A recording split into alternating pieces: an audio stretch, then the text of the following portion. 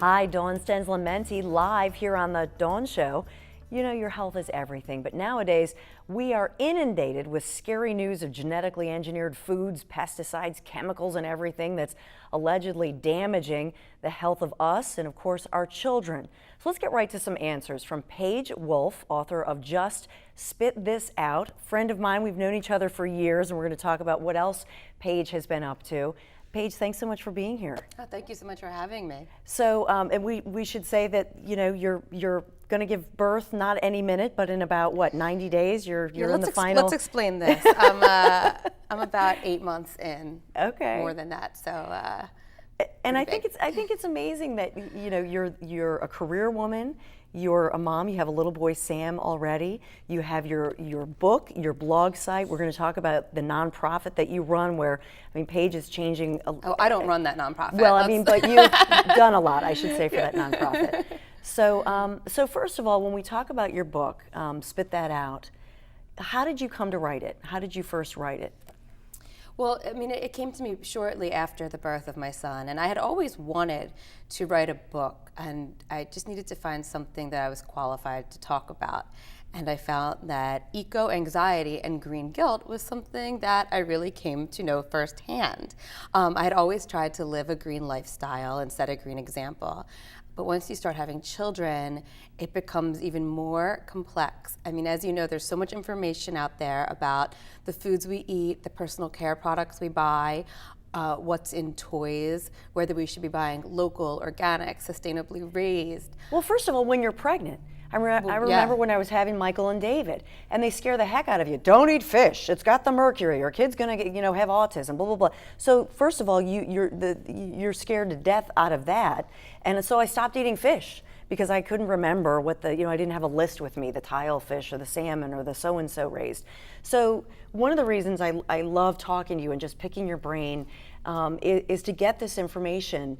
And if you want to call, actually, if you have a question for Paige, the number is 866, there it is, 866-472-8868. So if you have a question about Paige, about pregnancy, about health, any of this, she can answer it all. She's every woman. I hope so. Oh, yeah. No, but so, I mean, first of all, you know, there's a lot of fear out there. And it's unfortunate, and the media adds to a lot of that. So when you go through, first of all, fish, are there tricks to saying what fish you can feed your family and especially kids? Well, fish isn't something that I've focused on too much. There's definitely some guides out there on sustainably raised seafood, but as far as dangers in seafood, that's not something that I'm as well versed on or have had a lot of questions about. But produce, fruits and vegetables, and meat and dairy and everything else is something that I definitely think a lot about, do a lot of research on. And they're constantly updating the lists. Like, for example, I can't keep strawberries or blueberries in my house.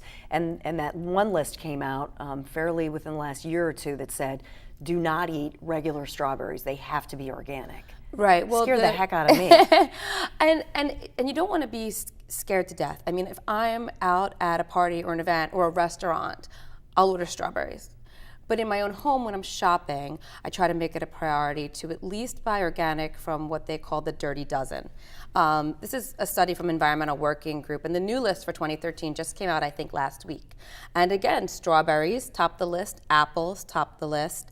And these are just the fruits and vegetables that have been known to show the most pesticide residue. But one easy trick that I tell people if they can't remember that or don't want to carry a card around, it's generally the foods where you're eating the peel that you want to be the most careful. Things like melon and banana and avocado and orange with a thick rind that you take off usually have less pesticide residue. So if you want to just choose what's more important for you buying organic, go with the stuff where you know that you're going to eat the peel. Right, and that's and I should say that the one study that was frightening that I remember that came out was they actually did testing on children who had various learning disabilities and so on, and they actually found in their bloodstream those pesticides, and they traced it back to, in particular, strawberries. Yeah. So that, you know, this is stuff that when you're a parent and you hear this, it's concerning. And so sometimes, and you address this in your book, that you tell people you don't want people to be so stressed out over it, but it's critical. I mean, this is important information. You can't be perfect, right? And you don't want your children to live in a bubble. They're going to be at birthday parties, school. I would never tell my son he can't have a piece of birthday cake, or if we go to a circus that he couldn't have funnel cake or something. But your children are getting most of their meals in their own home, hopefully. So I try to just be careful about what I bring into my own home and what we eat on a regular basis, because a couple things here and there. It's all about the buildup of the chemical exposure, right? So it's cumulative. So as much as you can try to cut certain things out and make small, simple changes, the better off the healthier your family will be. So house cleaning, I mean, that's the big thing, right? I feel like I'm always spraying something, cleaning. So what do you do for the household products? Well, I think that's such an easy change to make. I mean, the easiest and cheapest way to switch the household cleaning products is truly vinegar, lemon, baking soda. Stuff your grandparents used that cost almost nothing is incredibly effective for cleaning. But if you want to go out, and I buy plenty of products out there, and it's becoming easier and easier to find. There's great trusted brands that you could find at Whole Foods, and there's brands like Seventh Generation and BioClean, and they make sure that they put the ingredients on the label. You know what you're getting. They've certainly become more affordable and more accessible, and those are some really, I think, easy changes to make in your home.